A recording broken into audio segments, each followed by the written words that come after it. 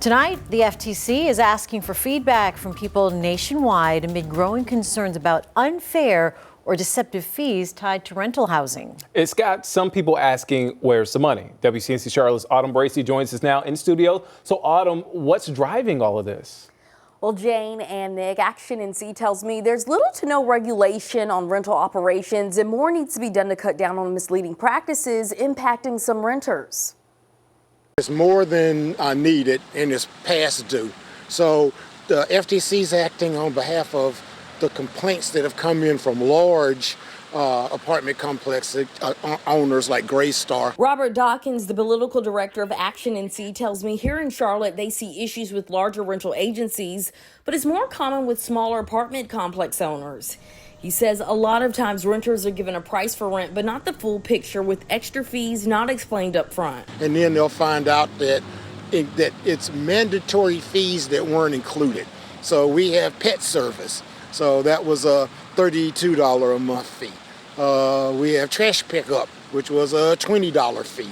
So anything that's going to make it fair for the consumer. Issues like this have now caught the attention of the Federal Trade Commission, which says these practices violate federal law.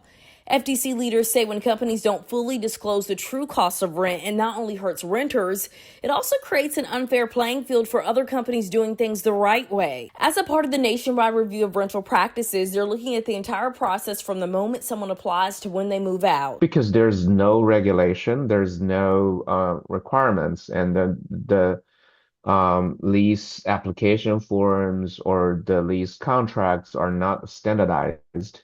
So it just leaves a lot of room for whoever wants to manipulate it. Dawkins tells me leaders in our community have done all they can to help reduce issues with rental practices. Until the federal government reins this in using like interstate commerce and their ability to regulate, because if the company's not domiciled in Charlotte, then that makes Charlotte City Council hard to be able to handle it.